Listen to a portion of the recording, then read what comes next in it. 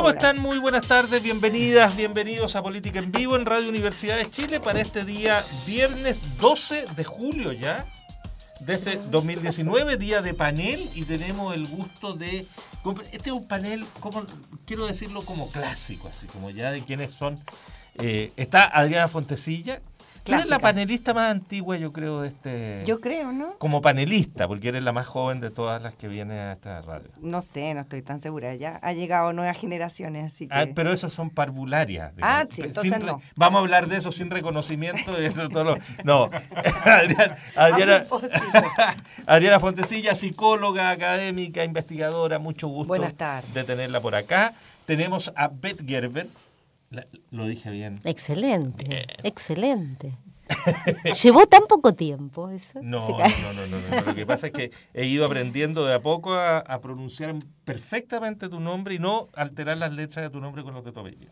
Beth Gerber, directora del área de opinión pública de la Fundación Chile 21, y nuestro Tomás Duval, académico, también cientista político. Beth es militante del PPD, Tomás... ¿No eres militante del PPD? ¿Qué es esto? ¿Qué es la militancia del PPD? Publicó militancia rápidamente. No. Porque Tomás es militante de Renovación Nacional. De mí misma. No, Adriana Fontecilla es militante de Ciclistas Furiosos. Sí. De Ciclistas Furiosos. No, soy independiente, siempre he sido independiente. Acá y en Argentina. Pero no sabemos dónde dejó la bicicleta, ¿sí? Claramente tengo un hoy día domicilio no lo pude, político, pero no tengo militancia. ¿Por qué te hice militante del No PPD? tengo la menor idea. Imposible. Igual tengo muchos amigos, los quiero mucho, chicos, pero yo no soy militante. No fiché en ningún lado, aún. Está bien. Entonces, Se eres puede el comprar único el pase. militante de Tomás Duval. Es que es un bicho raro ser militante de un partido, ¿no? Por eso yo trataba de tenerte una gran compañía, pero no era verdad. Voy a hacer un pelambre, Sí. no en el Partido Socialista, Adriana porque ahí Fontecilla. sí hay harto militante, así que no... Adriana Fontecilla, no seas mala. Sí, no, por eso dije, voy a pelar. Van a pelar. Oye, Bueno, parece que en todos lados hay militantes. Digo, un problema mucho más allá del Partido Socialista, ¿no? Con el refichaje no resultó como se esperaba que fuera. bueno, ese es un tema, si quieren lo comentamos un poco. Con Tomás lo hemos hablado también en algún momento en el programa, en otros momentos, pero nuestros partidos, es todo un tema que, si bien no ha sido de la semana exactamente, pero está ahí y sigue estando como un problema complejo. Y ¿cómo encararlo si hay posibilidad de reformular leyes? ¿Qué se puede hacer de manera de recuperar niveles de prestigio, de credibilidad y de que haya más militantes, además de verdad? Y que los que están... Porque, en definitiva, muchos que no son militantes trabajan más con los partidos, como tu caso, Beth, que gente que efectivamente firmó una ficha y nunca más apareció nomás, y que ni siquiera fue a votar. El dato que a mí me pareció extremadamente duro en ese sentido, uno que entregó el CERVEL en su momento, contigo lo recordábamos, Tomás, si no me equivoco, que en las elecciones presidenciales de primera vuelta al menos, la mitad de los militantes no votó. Te digo más. Beth Gerber. En las internas o primarias de cada bueno, partido. sí. Pero es que ahí salta, digo, para contextualizar, porque no sé si para todos los oyentes es tan evidente el problema. Creo que la recomendación, y que fue asumida de la Comisión Engel en 2015 de refichar, tenía la muy buena intención de actualizar los padrones, que necesitaban ser actualizados, transparentar quién realmente era militante, quién no, quién se murió, quién vivía en el exterior y nunca más, o quién alguna vez tal vez se inscribió hace 20 años y ya no tenía nada que ver con ese partido. O sea, está bien, la intención era buena, pero ¿qué sucedió? Como se puso también esta exigencia de que había que tener un mínimo de inscritos para entrar legalmente en la contienda electoral y quedar inscrito como partido en el 2017, el apuro y las malas prácticas, si no fue solo el apuro, hizo que se fichara de cualquier manera a cualquiera. Entonces se convirtió en un boomerang. El instrumento que debía servir para actualizar, transparentar y terminar con malas prácticas terminó lo contrario, porque creo que promovió el clientelismo, no solo en el PS, digo, en la gran mayoría o en casi todos los partidos, porque se fichó de cualquier manera con tal de llegar a ese mínimo que había que llegar. Y el síntoma, el indicio más que sospechoso fue que justamente cuando fueron las primarias de los partidos era bajísimo el porcentaje de gente que fue a votar. Entonces decías, como si hay miles, no sé, de partidos, no solo el RD que tenía 3.500 en una votación interna, sino todos los demás también tenían bajísimos porcentajes de votación. Y lo que me llamó mucho la atención, cifras que vi esta semana, es que el 95% promedio de quienes estaban fichados no volvieron a refichar. Es decir, por un lado, a algunos nos alegró y dijimos, uy, qué bueno, tanto militante nuevo. Y cuando transcurre el tiempo vemos que no era qué bueno tanto militante nuevo, sino que había patrones, nuevamente padrones inflados con manejos clientelares de diverso tipo. Digo, la crisis del PS es un ejemplo de ello, pero hay mucho más que eso.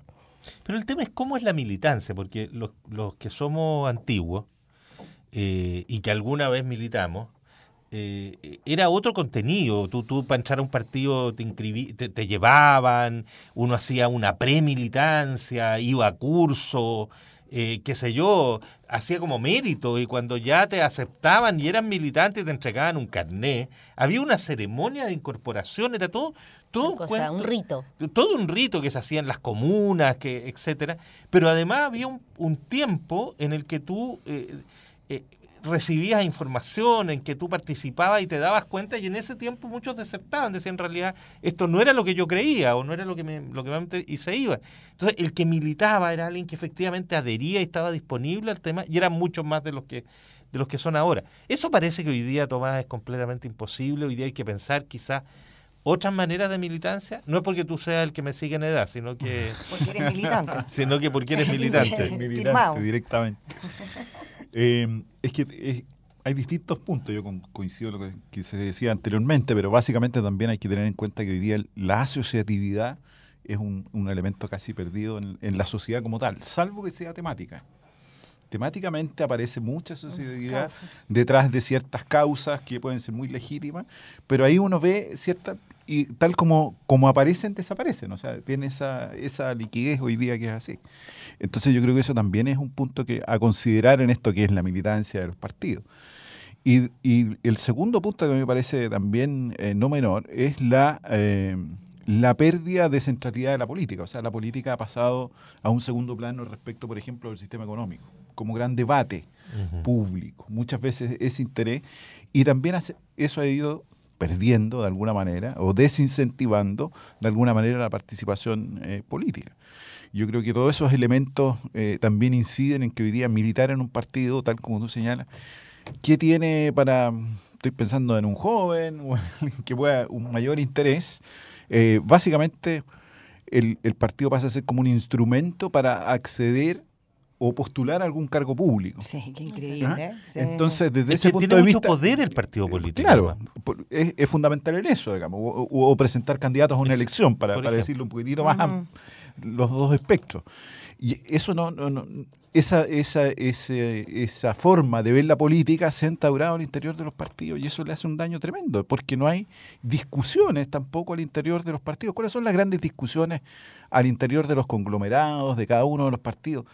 No son discusiones de fondo sobre ciertos temas, oposiciones frente a coyunturas, por último, sino que básicamente es, oye, va a haber un candidato presidencial, va a haber un candidato a alcalde, a este yo lo apoyo, no lo apoyo, a este ¿Con quién nos aliamos, con quién nos aliamos, con quién no? Entonces eso también hace que aparezca demasiado instrumental hoy día la militancia política, y eso indudablemente es parte estoy haciendo el diagnóstico negativo, digamos, del tema, pero todo eso hay que considerarlo.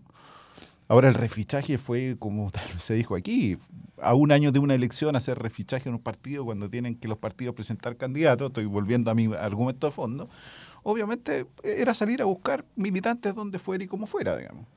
¿Y que puede haber clientelismo? Claro que sí, digamos, porque naturalmente van a haber, porque son los más interesados en tenerlo. Pero eso no revive de alguna manera la discusión política. Hay un punto interesante, sí, que de a poco se va dando. Con el financiamiento público hay un fondo destinado, por ejemplo, en materia de mujeres, ¿sí?, de género. que parece ser un elemento importante en que los partidos de alguna manera pueden ir dando ahí una suerte de debate, pero es una lucecita, no quiero decir que sea lo fundamental. Tampoco se han gastado muy bien esos fondos, entiendo. Entonces, pero más allá, creo que ahí hay un elemento donde andar. Y desde ese punto de vista también yo creo que ahí hay... Miren la conexión de los partidos, por ejemplo, con las universidades, que era algo muy clásico en algún minuto donde sacaban dirigentes o militancias, de alguna manera. Hoy día eso casi no está. O en algunos nichos, digamos, podría existir. Muy duro. Existe. Nichos muy duros. Por eso, pero existen ciertos nichos universitarios, pero no es una tendencia que también se ha ido perdiendo. Yo creo que eso le ha hecho mal a los partidos y obviamente es cosa de mirar las encuestas. Son los peores evaluados en todas las encuestas de cualquier tipo, digamos. Junto con el Congreso... Son los dos elementos. Y mira las compañías, es prácticamente lo mismo. Exactamente. Entonces, es bien complejo hacer esta evaluación. Yo creo que eso tiene que ver con la calidad de la política, con ir mejorando el debate y de alguna manera eso poder tener algún tipo de refrescante entrada de otros sectores. Quizás lo que hizo el Frente Amplio, uno tenía la impresión de que ahí venía una generación discutiendo temas y posiciones. Bueno, todavía está por verse. Está por verse, pero yo creo que eso hay que siempre verlo con buenos ojos. Claro. Hay que mirarlo de una manera... Yo estoy muy distante del Frente Amplio, pero creo que hay que mirarlo con buenos ojos para la política, porque hay una generación distinta y debaten desde sus puntos de vista. Uno puede tener diferencias, pero se plantean desde ese punto de vista. Yo creo que si no pierden eso puede ser interesante. Ahora, tampoco... lo malo es que tampoco en las elecciones de los partidos del Frente Amplio ha habido participación. Entonces eso también uno refleja que pareciera ser que es la copia de lo otro. Entonces hay que mirarlo también con cierta precaución, pues hicieron votación electrónica y ni siquiera por internet votan, o sea, ya ni siquiera eso. Entonces uno también dice, bueno, ahí creía que por aquí había algo distinto. No era el punto. ¿Ah? No, que yo también... Adriana Fontecilla. Sí, también lo entiendo así, que no necesariamente, por ejemplo, estas últimas elecciones que hemos tenido electrónicas, se supone populares, que se han estado conversando ciertos temas que son populares, por ejemplo, lo de los niños, a qué hora se tienen que estar en la casa, claro.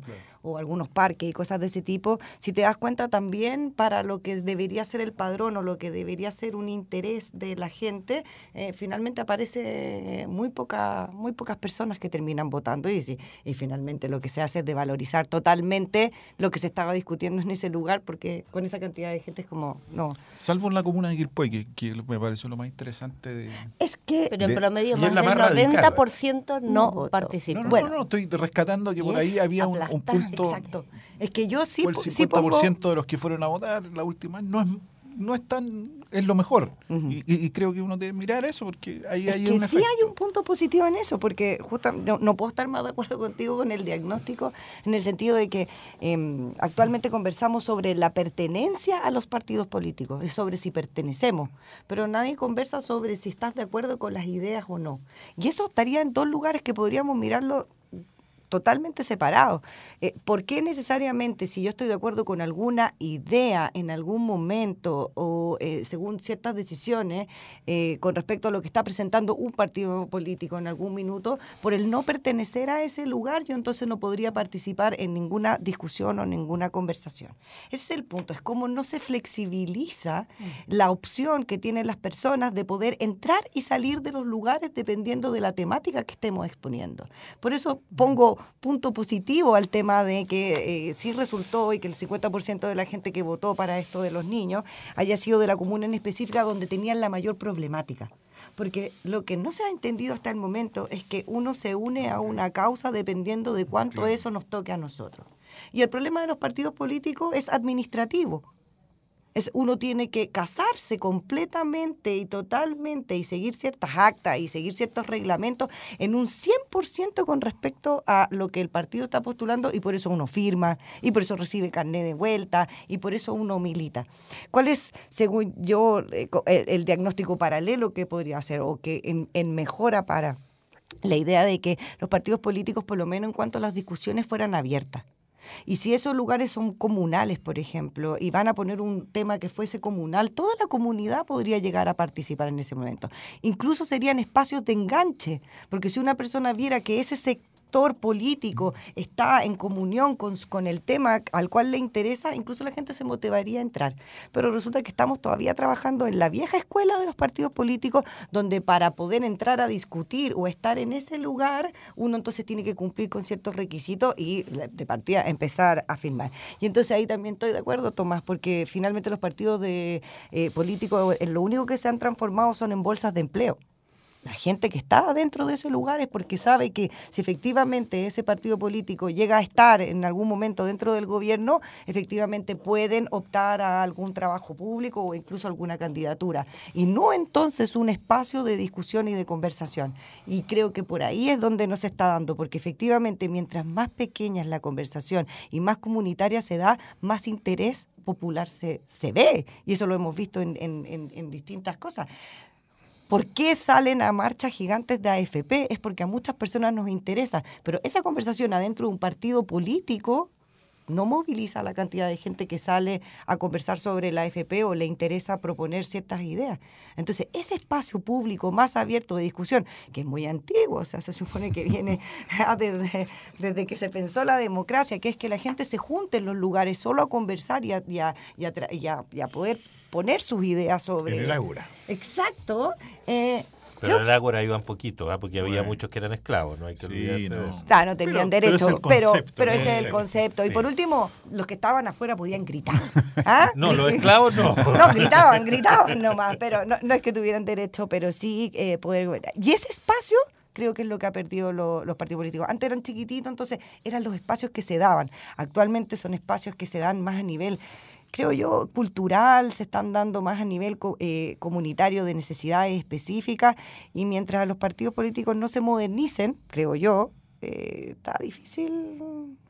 Beth Gerber no creo que esté muy de acuerdo. No, o sea, con algunas cosas sí, pero tengo algunos matices en cuanto a que, a ver, creo que el elemento, no es solo una cuestión de modernización, y como que los partidos están en un formato, digamos, antiguo, porque hay el elemento más modernizador ha sido nefasto, digamos, que es este manejo clientelar, porque en lo que vos decías del rito y de la pertenencia, había también una cuestión, creo, de reflexión de pertenencia, que no solo la vinculo con algo de rigidez, sino de pertenencia, de optar por ciertos valores o un marco valórico, un cierto modelo que contiene esas causas.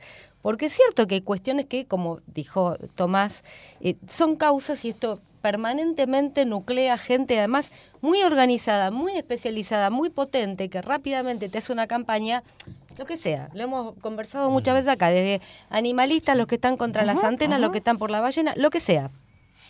Y eso moviliza. La cuestión es, en esta, más allá de poder salir y entrar de causas, ¿cómo modernizás o cómo actualizás la institucionalidad de los partidos? Que sin duda atrasa, toda la institucionalidad atrasa. Porque en los tiempos que corren, digo, los cambios de opinión, las fragmentaciones sociales, los temas que nos pone, las demandas que te pone la sociedad actual, son hipercambiantes, tienen ritmos con los que nos quedamos permanentemente atrás. Y toda la institucionalidad, no solo la de los partidos, la institucionalidad pública también, le cuesta muchísimo seguir ese ritmo. De hecho, creo que la institucionalidad del Estado, en general, la de la República, de los partidos, está absolutamente caduca. ¿Cómo le sigue el ritmo a estos cambios? La cuestión es, en esa hiperfragmentación de intereses que hay, cómo encontrar hilos conductores. Porque hay, más allá de la causa, esas causas se inscriben en determinadas elecciones que haces. Que vos crees que puede ser que las ballenas sí o no, o que la admisión justa sí o no, pero eso se inscribe en un marco mayor, en un marco de valores y de opciones un poco menos perecederas, un poco más estables. Puede ser que algunos estemos por modelos de redistribución de una naturaleza y otros no. Y eso es, creo, también lo que le está costando encontrar a los partidos. Porque no son meros, digamos, vertederos de causas efímeras, sino que hay discusiones más estables, hay discusiones más de fondo o hay elecciones más de fondo, y esa discusión no se da para nada. Y sí se dio tal vez hace, creo yo, no era militante tampoco, pero me parece que hace 20, 30 años tal vez los partidos tenían más espacio para aquello, para discusiones de marcos valóricos mayores. Ahora esto no existe y lo que hay es que son un puente para, como dijeron todos y coincido, y es nefasto, se han convertido en un instrumento para acceder en general a cargos, favores, planes, etcétera, etcétera. O sea, la distorsión del sentido de los partidos es lo que lleva a su crisis. Hay una tremenda distorsión de para qué son, para qué están. No quiero decir con esto que haya que eliminarlos, porque tampoco tenemos la respuesta de ¿y qué hacemos? No, sin partido no se puede. ¿Cómo pensamos formas de representación? Pero ahí hay un punto sobre sobre lo que yo estaba planteando. No es lo mismo aquellas personas que se dedicarían a trabajar adentro del partido y a pensar estas ideas y sentarse y cumplir, bueno, un poco lo que conversábamos antes, pero a lo menos un poco de horario, ¿no? Donde se pudieran discutir ciertas ideas, que se pudieran plantear de vuelta a las personas que están en movimiento constante, que no pueden estar todo el tiempo sentados y pensando estas grandes, porque yo entiendo que no es lo mismo la idea o cómo podríamos pensar, voy a ocupar lo del ingreso a los colegios, lo que pone este lado, la derecha, lo que pone la izquierda, por lo tanto es una discusión que es válida y que se debería trabajar. O sea, estas son las propuestas que nosotros hacemos y esta es lo que hacemos, la diferencia entre uno y otro. Pero por otro lado, lo que yo estoy planteando es que en el sujeto de calle, ¿no? El que se adosa a estas causas, esa es una persona que es muy flexible en sus ideas, no cumple la doctrina completa, ¿no? Entonces, ¿qué pasó? Por ejemplo, yo siempre, esta es una idea que tengo, pero el presidente Piñera vuelve a salir porque justamente lo que se tocó en el gobierno, uno de los temas que se tocó fue esto de que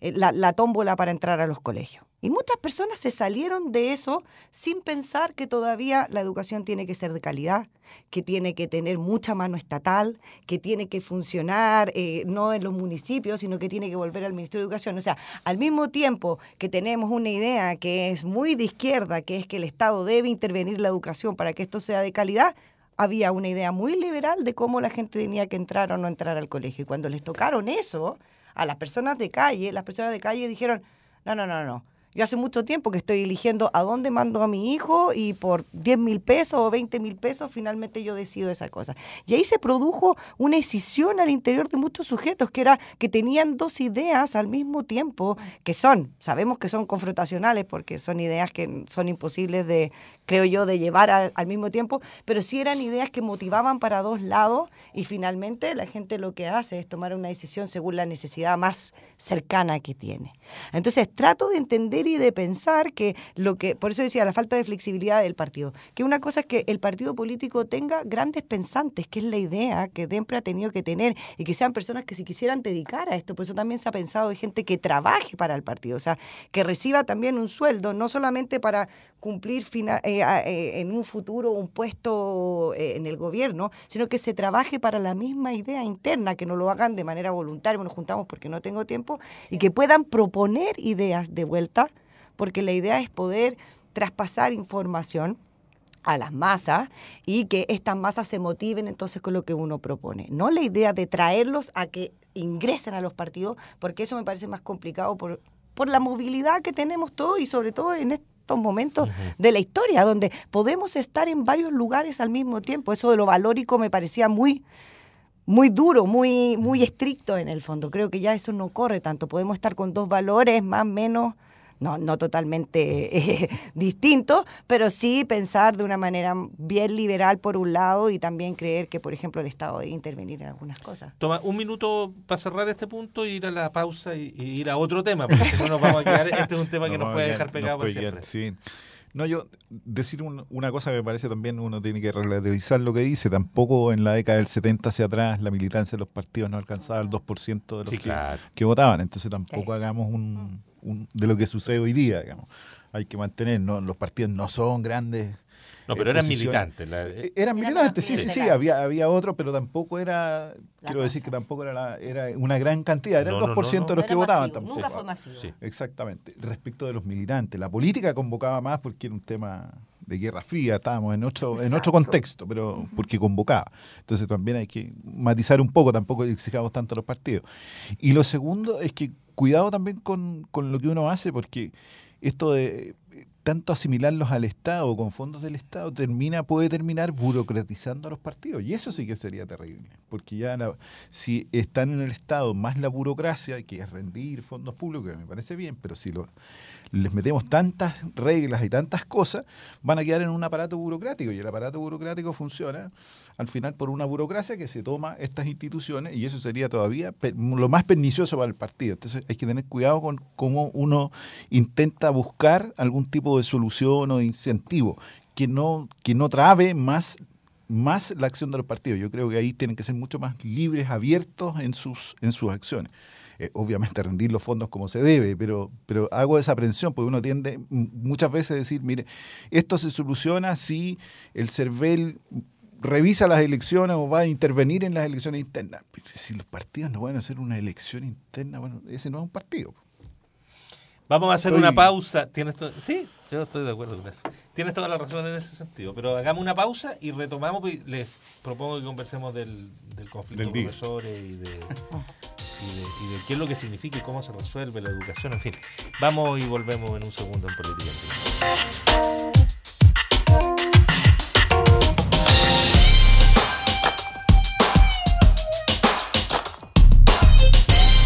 Estamos ya de vuelta en Política en Vivo. Seguimos conversando durante este rato de la realidad y situación de los partidos.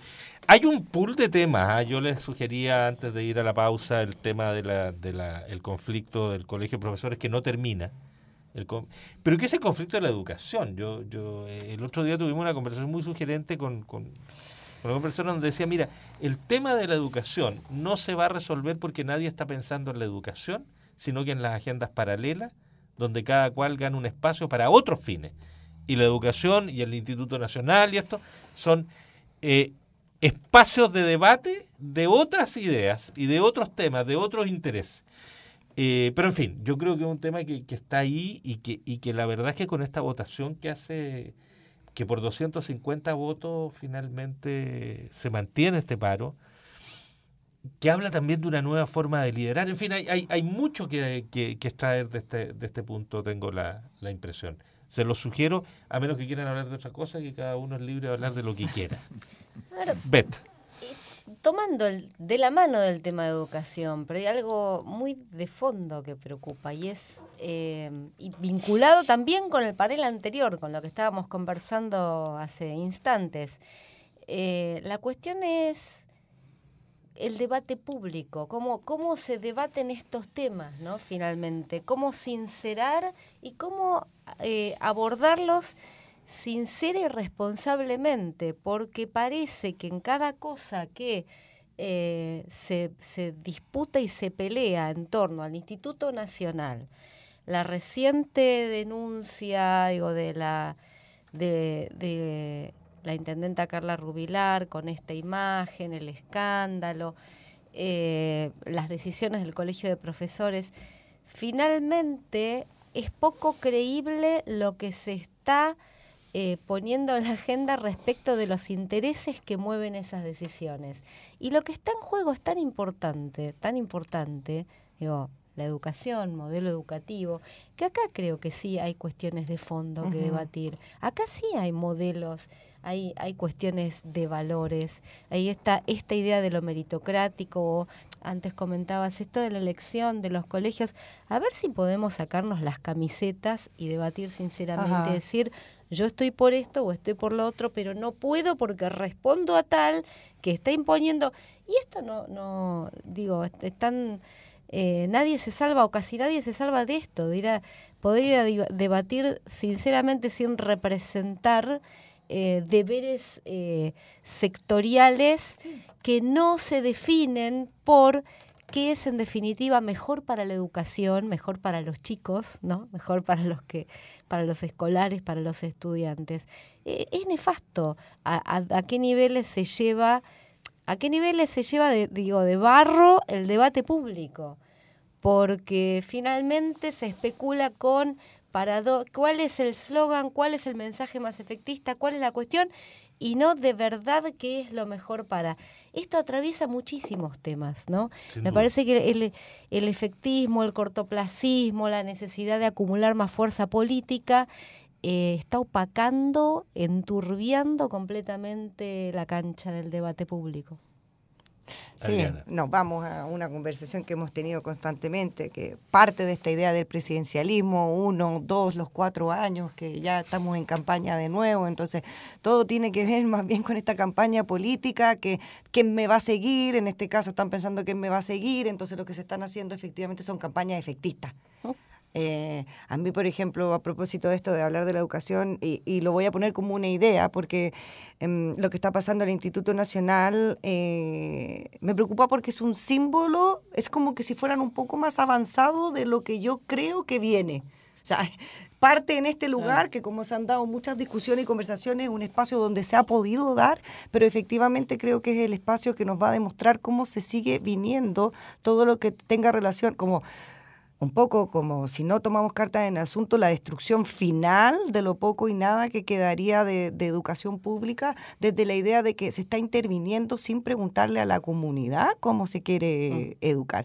O sea, también esto, y me pasa mucho en mi trabajo, yo trabajo también para, no es como el gobierno de turno, sino que para el Estado, y me doy cuenta cómo las reglas vienen de nivel central, y siempre todo es que nivel central, entonces hay alguien, de hecho no lo conozco, pero que pensó y que piensa que todo esto funciona para todos ¿No lados. te han presentado a don nivel central? No me lo han presentado todo el tiempo. Es una señora muy amable. Bueno, yo pensé que era un caballero, pensé que era una señora. el padre, ¿no? Siempre en mi idea de esta que manda y que nos obliga, pensé que entonces era este padre que tengo yo en algún lugar que se llama nivel central, que me manda unas reglas que resulta que no verifica si en la comuna tal funciona, no verifica si en la comunidad tal funciona, sino que las reglas vienen de nivel central y efectivamente vienen además con una doctrina que es casi valórica. Y entonces se impone.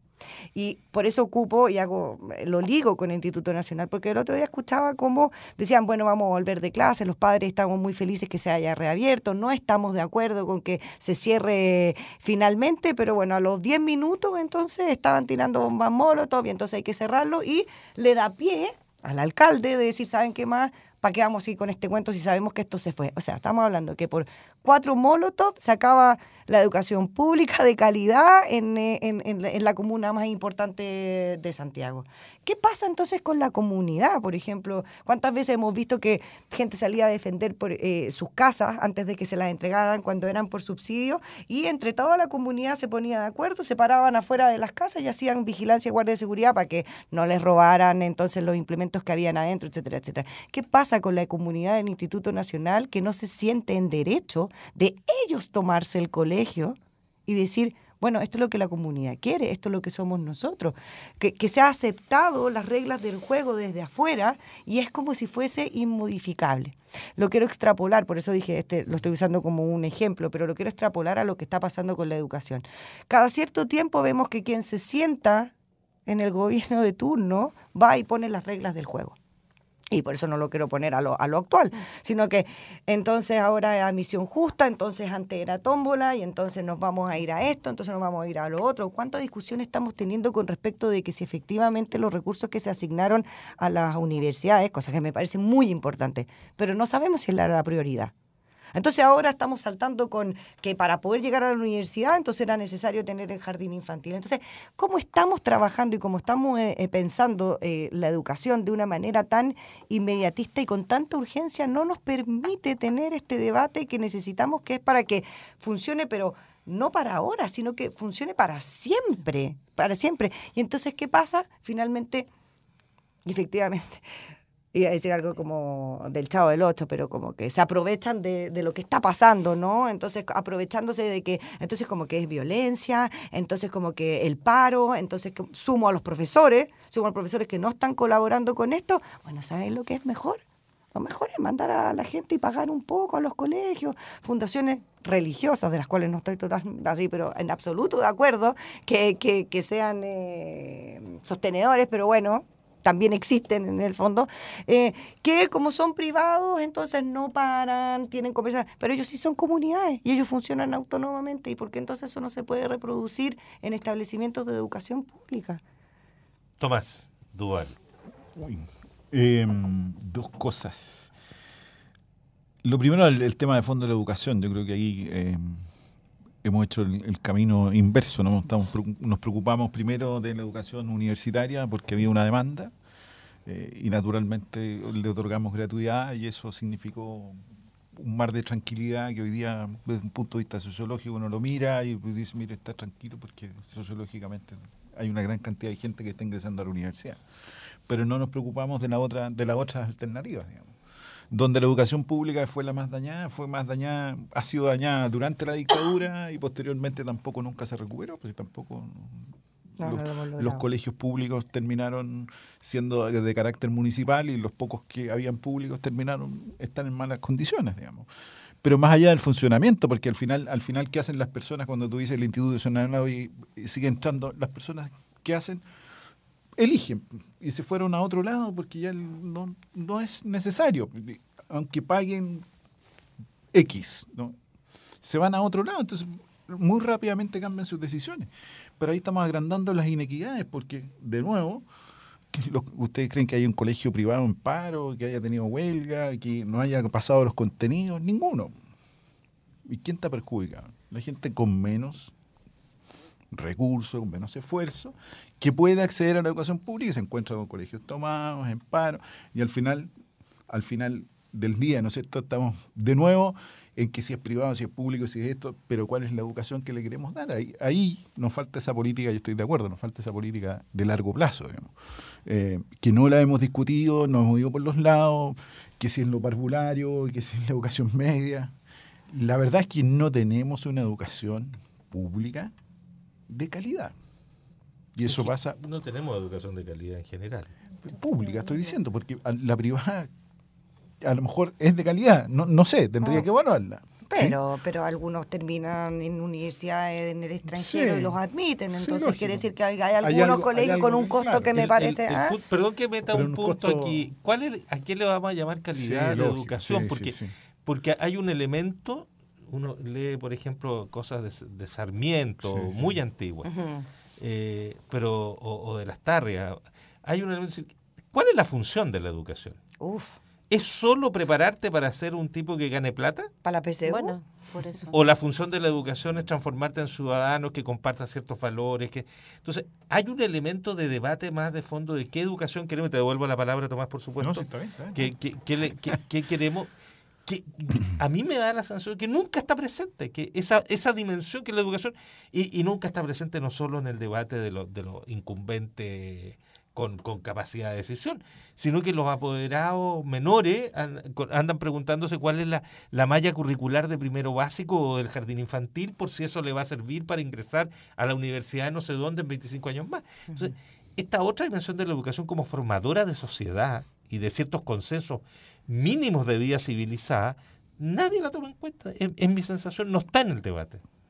No está en el debate y no está... Antes teníamos una educación, la década del 70 hacia atrás, que era mucho más general, daba ese carácter ciudadano y uno podía encontrar gente en los liceos o en los colegios particulares y no había mayores diferencias y se encontraban en las universidades. Claro, las universidades eran públicas y entraba un poquitito nomás al sistema. Hoy día que la matrícula universitaria es 1.200.000 estudiantes, las universidades son fábricas más bien de profesionales que de grandes ciudadanos u otras cosas, digamos, ¿sí? Es solo mirar las mallas de distintas universidades. Son carreras muy profesionalizantes y que se privilegia entonces el carácter profesionalizante en la formación desde las universidades. Entonces la educación media, ¿qué es lo que busca? ¿Cómo llego yo para entrar a esa carrera profesional? Por eso ese debate no está hecho. Yo creo que el sistema uno empieza a mirar a Europa, que empezó con esto, instaló burocracia, y Europa empieza a girar en el último tiempo, ya una educación distinta, incluso en las formas, en los desarrollos curriculares. Cada vez más ha ido girando a retomar una instancia distinta de diálogo, de conocimiento en la educación no universitaria. Estoy hablando de ahí. Sin duda, ahí estamos. ¿Por qué? Porque también ha fortalecido sus profesores, y me voy al tema. Sus profesores, uno encuentra profesores con doctorado haciendo clases en la educación pública. Y eso es maravilloso. Nos cuesta en las universidades tener doctores, eso es así. Obviamente uno encuentra ahí. Entonces yo digo, esa es una mirada importante, global, un giro, donde la discusión se hace porque hay un contenido de sociedad detrás, digamos. Y eso es lo que no hemos hecho, digamos. Y hemos estado en los conflictos y llegamos al paro de los profesores y qué sé yo. Claro, desde un punto de vista político, el paro de los profesores, hoy día la ministra Cubillo debe estar mucho más tranquila porque dividió al gremio en dos, digamos, ¿sí? Cuando el mejor escenario era que le dijeran aprobada la propuesta, pero hoy día tiene un gremio dividido en dos, partido por la mitad. Mucho más compleja la decisión porque ya empiezan a descolgarse. Unos empiezan a descolgarse porque también el tiempo pasa. Entonces, lo que era peligroso desde un punto de vista político, perdón, me fui al otro lado, digamos, está muy bien. ahí la ministra aparece hoy día teniendo un aire mucho más importante del que pudiera haber tenido, digamos. Y el tema no se resolvió en absoluto. Y el tema no se resolvió y ya pasó como a un segundo plano, digamos. Lo que le trae un problema al colegio, digamos, que tiene un tema ahí muy difícil de resolver, digamos. Bueno, desde el momento que hay que reiterar a cada rato acá que la educación es un derecho y no un privilegio, estamos en problemas. Y yo siento que a cada rato debo reiterar que la educación es un derecho y no un privilegio. Yo soy hipercrítica de la educación acá, amo la tarea docente, la labor docente, y soy hipercrítica. Porque la encuentro extremadamente mercantilizada. Es difícil volver de esto, porque por una parte abruman esta cuestión de que tal vez para todos ustedes es muy natural, pero es muy chocante esta cuestión permanente, el bombardeo de los rankings, de los exámenes de ingreso desde kindergarten, amigas que casi como que le dan, no sé, algo a los niños para que vayan a rendir mejor el día que tienen la entrevista de admisión, para que vayan mejor dispuestos. Me parece, pero demente, delirante. Y también la pregunta de fondo, delirante. La pregunta de fondo es ¿para qué? O sea, ¿para qué? Cuando veo también en las universidades que, por ejemplo, se acortan los cursos y te piden que en vez de un semestre lo dividas en modulitos de dos bimestritos, terminás haciendo seminarios porque la competencia es muy fuerte, los alumnos quieren cosas prácticas, que no les haga leer mucho, y bueno, hay que competir porque hay que atraerlos. Entonces, cada vez se banalizan y se hacen cada vez más ligeros y superficiales los contenidos. La cuestión es que tengan el cartón rápido en las carreras de pregrado, en los posgrados también. Y es muy triste, de verdad. Digo obviedades, y parecen cosas declaratorias, pero me parece que es precisamente este espíritu mercantilista que atraviesa toda la educación y que me preocupa muchísimo y que justamente no se resuelve, sino que empeora cuando se lleva el debate por falsos caminos, en donde, por ejemplo, se plantean falsedades como que la admisión justa o la tómbola, cuando sabemos que no era una tómbola, sabemos que no era eso. Pero pucha, esto es embarrar la cancha, en vez de sentémonos a ver si estamos de acuerdo con tal o cual mecanismo para la admisión. Puede ser que sea este o el otro, o consultemos a la comunidad. La cuestión es no engañemos, no le digamos que es una tómbola, ¿no? O no digamos que es meritocracia versus flojera. Claro. Porque no es meritocracia versus flojera. No, entonces también hay que apelar acá a la responsabilidad de quienes están liderando estos debates. No lo pongan así, hagamos un debate sincero, porque también lo que mencionabas con respecto a qué pasa con la comunidad que no debate esto. Bueno, este es el meollo de la cuestión. Esto no se logra de hoy para mañana, es una cultura de diálogo que hay que construir al interior de la comunidad educativa y que ¿quién se juega desde los gobiernos que sean, ¿no? Desde los gobiernos, los ministerios, ¿quién se juega por la construcción de esa comunidad de debate que por otra parte, ¿por qué no te jugás gobierno por empoderar a esa comunidad que va a debatir y va a reclamar? Porque perdés poder, pero ¿no? Sí, sí. O sea, obviamente es una pérdida de poder. Que la comunidad escolar, que la comunidad estudiantil gane protagonismo y debata sus temas y decida, significa una pérdida de poder para quienes estén en el gobierno de turno, pero digo, en términos de sociedad significaría, todos lo sabemos, pura ganancia. Sí, incluso Adriana Fontecilla. yo doy vuelta, me pasa, bueno, como psicóloga me pasa mucho que tengo que tener discusiones con padres o con profesores, incluso tengo pacientes que son profesores que tienen que verse porque los niveles de agresividad que reciben son grandes. Entonces me dicen, es que los niños estaban haciendo esto, es que los niños estaban haciendo esto otro, y me lo cuentan así como que se portan mal y que lo terrible. Entonces le digo, pero sí, por ejemplo, todavía no discutimos, lo voy a poner así como chistosamente, pero todavía ni siquiera estamos discutiendo de que, por ejemplo, en Chile los colegios son pequeñas cárceles, ¿ya?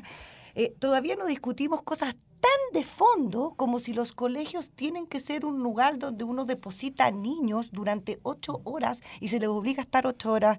O sea, porque yo entonces ya me voy a la parte teórica de la psicología donde dice los niños tienen que estar en espacios abiertos, tienen que poder elegir sus materias, tienen que poder transitar en el lugar, tienen que hacer investigaciones. O sea, cuando uno deja a un niño pequeño en un jardín, tú nunca vas a ver a un niño estructurando materias y poniéndose al frente y diciendo, entonces ahora voy a jugar de esta manera y después lo voy a hacer de esta otra manera, sino que van investigando, van funcionando y por lo tanto el sistema educativo desde esa aula, sala de clases con un profesor adelante insertando materias en un niño, ya estamos mal.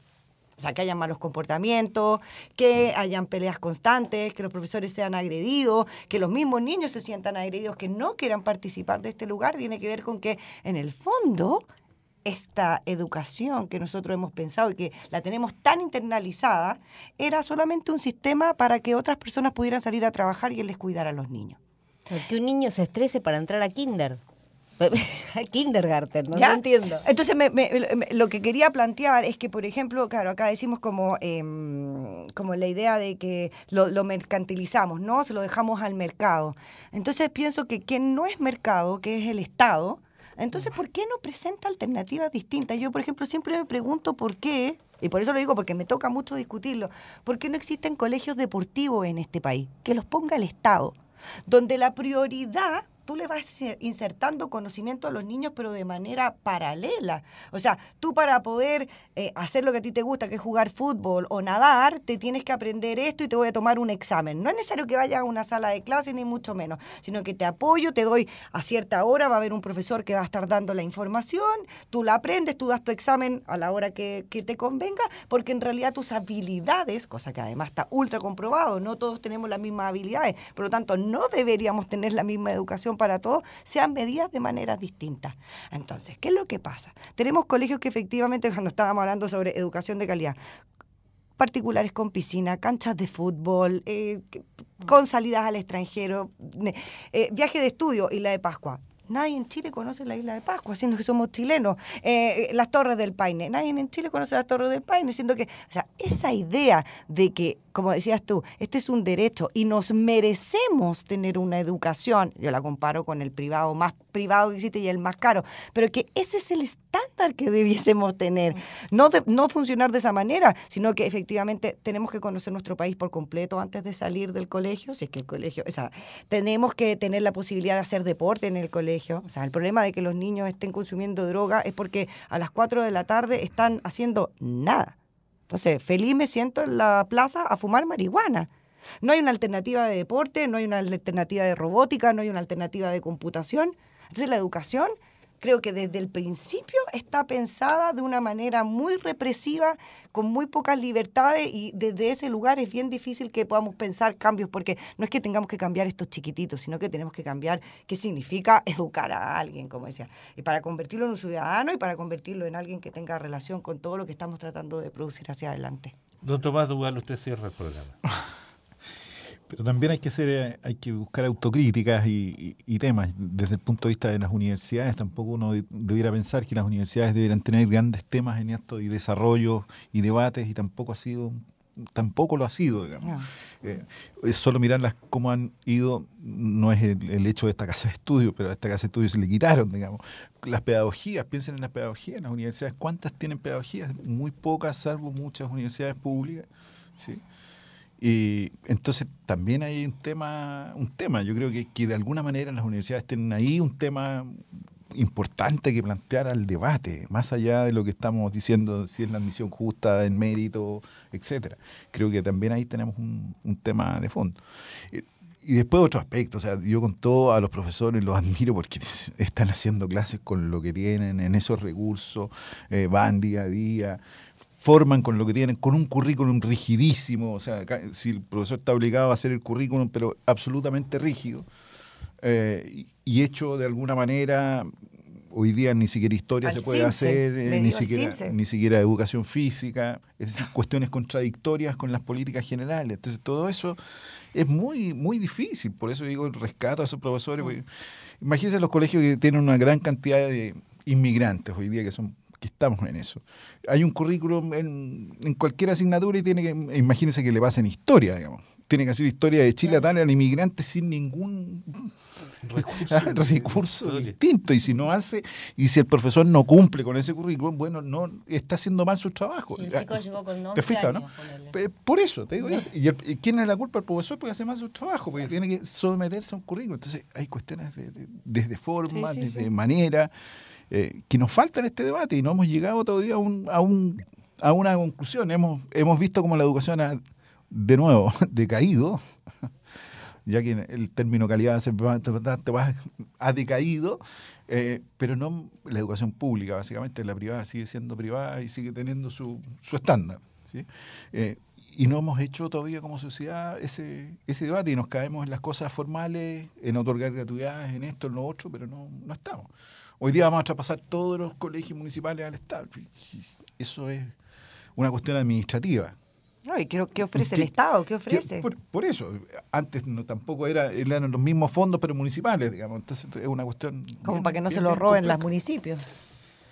Querida Adriana Fontecilla, querida Beth Gerber, querido Tomás Dual, 1.000.000 de gracias por acompañarnos esta tarde. Como siempre, un gusto compartir el programa con ustedes.